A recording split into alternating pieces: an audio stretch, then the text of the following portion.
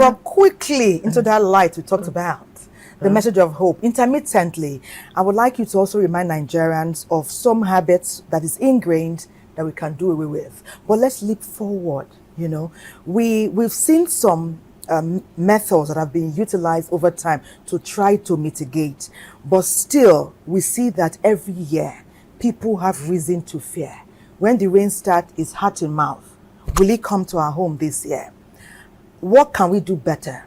What can we do different? What can we make a permanent habit, both for those who seek to mitigate and for Nigerians themselves? That's good. See, in order to look at what is happening in Nigeria, we have to expand the view a little bit. If you understand what is happening globally with climate change, then it becomes easier to manage what is happening within the country. See, climate change has become a threat to flooding and to a lot of other problems because we are burning more greenhouse gas. We're releasing more greenhouse gases into the atmosphere. Right now, about 30 billion tons of carbon dioxide every year is being released. And we're also burning a lot of other gases. So the compound effect is that the Earth is warming up. And when we talk about greenhouse gases, these are gases that will disrupt the natural flow of radiation. See, when the sun hits the Earth, it's supposed to radiate back. Some of that heat and radiation goes out.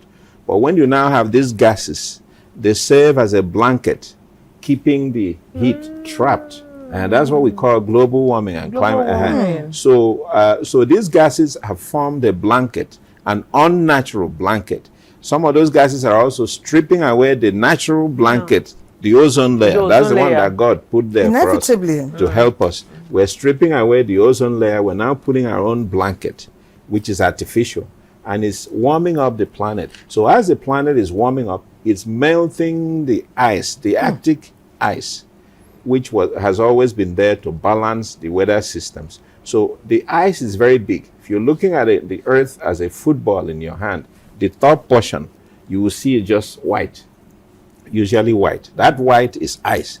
So that ice has been melting at a very rapid pace, and it is raising the water level of the oceans. So the ice is melting. It has made the water level to be higher all over the globe. And when the oceans are higher, they feed water into the rivers. You see why we're having so much flooding now? So when it rains now, you don't need as much rain again to have flooding because the water level is already higher naturally. So places that are on the coastline, Lagos, the Niger Delta area, all those areas have more water in the rivers, in the streams, in the creeks. So you don't need so much water to have flooding. Then climate change also is drying up the land because of the heat again. It's drying up the land. You have desertification is coming in, particularly in the northern, in the northern areas. And as you mentioned, in a lot of areas, we have cut down all the trees. So you don't have the natural buffer that you would have.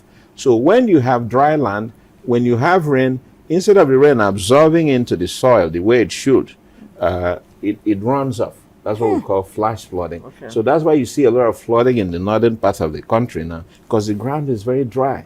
What we call aridification, which almost like concrete. If you pour water on concrete, it doesn't penetrate. But if it's regular soil, you see that over time, the water will sink in. So these are global climate change factors that we must take account of. If you're not aware of these things, you would think, okay, flooding has always been with us. Our grandparents suffered it. It will just come and go. No, we have different dynamics now.